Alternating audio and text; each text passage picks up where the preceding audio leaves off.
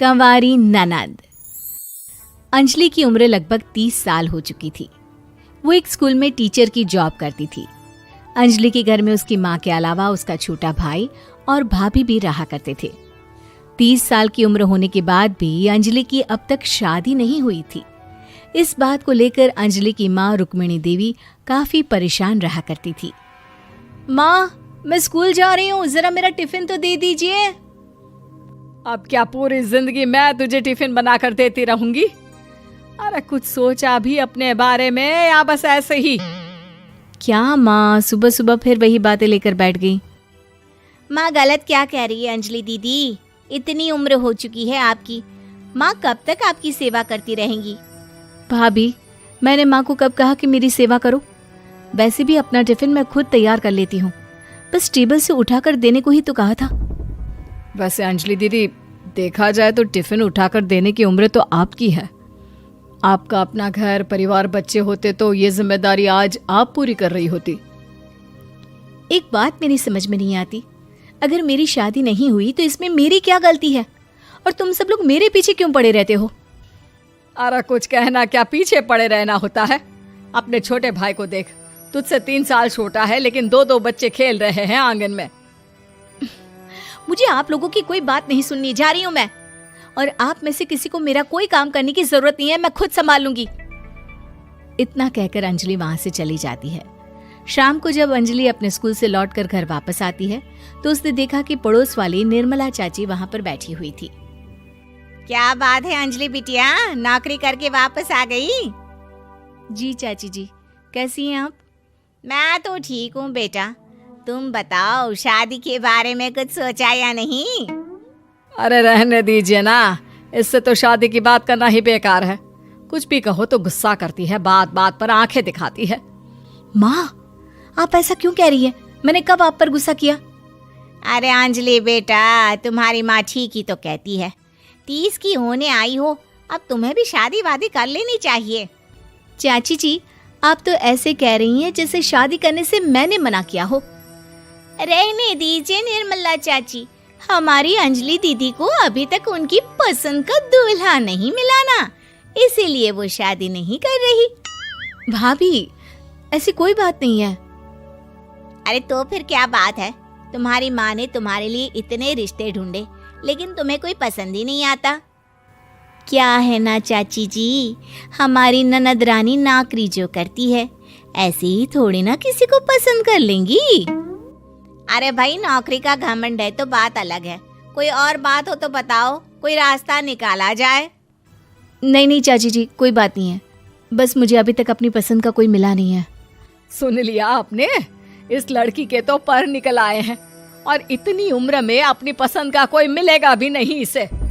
माँ, आप मेरी शादी को लेकर हमेशा मुझे ताने क्यों मारती रहती हैं? अपनी माँ की बातें तो ताने लगती है। ताने हैं? बताओ, मैंने कुछ गलत कहा क्या? देखो, ये सब छोड़ो, मेरी दूर की बुआ का बेटा है, उसकी अभी शादी नहीं हुई है, उम्र होगी कोई 34-35 साल। आप कहें तो बात आगे बढ़ाऊं? अरे हाँ हाँ, क्यों नहीं, ये भी कोई पूछने की बात है। अरे जल्दी से लड़के को यहाँ बुला लो। माँ, आप मुझसे पूछे बिना मेरी शादी की बात करने जा रही हैं और मेरी उम्र 30 भी पूरी नहीं हुई है। निर्मला चाची कह रही है कि वो लड़का 35 साल का है। अंजलि दीदी, आपको क्या लगता है इस उम्र में कोई फिल्म का हीरो आएगा आपके लिए? देखिए, अब पसंद और नापसंद की बात तो रहने दीजिए, पसंद करने की उम्र तो आपकी निकल चुकी। अब तो जो भी मिले उसी से शादी कर लीजिए, इसी में भलाई है। तेरी भाभी बिल्कुल ठीक कह रही है। अब जैसा रिश्ता मिले उसके लिए हाँ कर देना, ताकि हम भी गंगा नहाए। ठीक है, चलिए मैं उस लड़के को कहती हूँ, वो कल ही अंजलि को देखने आ जाएगा। अगले दिन निर्मला चाची के दूर का रिश्तेदार अंजलि को देखने उसके घर आता है। उसका नाम था अजय। अंजलि जी, तो आप नौकरी करती हैं, वो भी स्कूल में? जी हाँ, मैं स्कूल में टीचर हूँ। हमारी बेटी बहुत होशियार है। अरे पढ़ने लिखने में इतनी होशियार है, इसीलिए तो इसकी नौकरी लगी है स्कूल में।